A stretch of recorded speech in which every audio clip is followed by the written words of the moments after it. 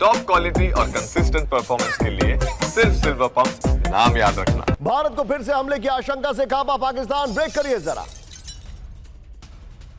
भारत के फिर से हमले की आशंका से कांपा पाकिस्तान। पाकिस्तान के रक्षा मंत्री ख्वाजा आसिफ की गीदड़ भभकी। इस बार भारत के अंदर होगी अगली जंग, ख्वाजा आसिफ ने कहा। Full screen breaking. Khawaja Asif ने कहा भारतीय सेना युद्ध की तैयारी कर रही है। भारतीय सेना प्रमुख जनरल उपेंद्र द्विवेदी की चेतावनी से डरा पाकिस्तान। ये देखिए जरा एक और बड़ी खबर, सीधा आइए मेरे बगल में। ब्रेक करिए। भारत के खिलाफ बिलावल भुट्टो ने उगला जहर। ब्रेक करिए। बिलावल ने भारत को दी युद्ध की गीदड़ भभकी। सिंधु नदी पर बांध बना तो युद्ध होगा, बिलावल ने कहा। भारत से दरिया वापस हासिल कर सकते, बिलावल ने कहा। पाकिस्तान के लोग जंग के लिए तैयार हैं। दोनों ब्रेकिंग एक साथ दिखाइए जरा, दोनों ब्रेकिंग एक साथ दिखाइए। ये इस वक्त की बड़ी खबर, दोनों ब्रेकिंग इस वक्त की बड़ी खबर आपके सामने आ रही है।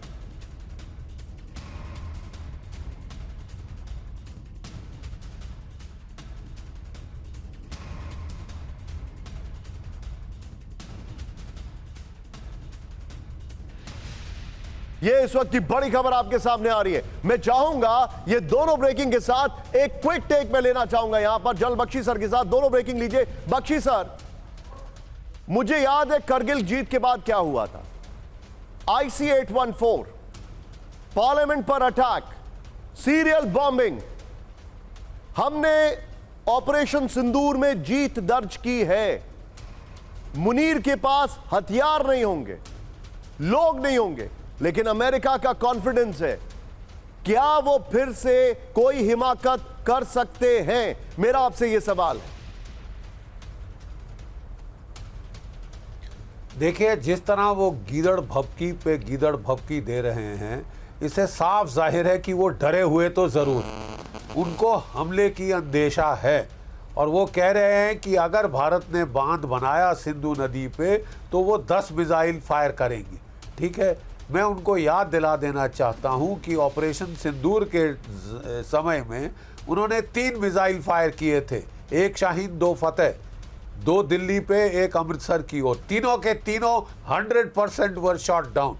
ठीक है साहब, उन्होंने 1200 ड्रोन लॉन्च किए थे, 90% वर शॉट डाउन। भारत का जो बहुत ही कारगर एयर डिफेंस है, इंटीग्रेटेड एयर डिफेंस, हमारे S-400, इनका कोई मिसाइल सर ये तो नहीं कर पाएगा। आप जो बता रहे that is a proven fact, लेकिन क्या वो फिर से कोई ऐसा मिस एडवेंचर कर सकते हैं?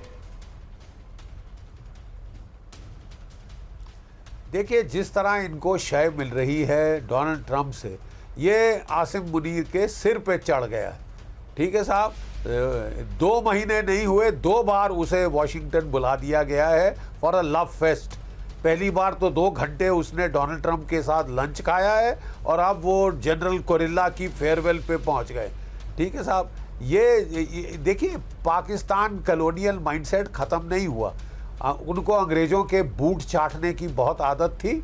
वो आदत से मजबूर अब अमेरिकनों के बूट चाट रहे हैं। कोई गोरा चाहिए बूट चाटने के लिए, सर 7वें आसमान पे पहुंच जाता है कि अगर कोई गोरा पीठ पे थपकी दे दे। ठीक है साहब, ये जो स्लेव माइंडसेट है, इसके चलते पाकिस्तान पगला कर, ये विस्की पीने की वैसे इनको आदत है, इनके लिए खतरनाक हो सकता है। बख्शी सर, थोड़ी विस्की कम पिए तो बेहतर रहेगा।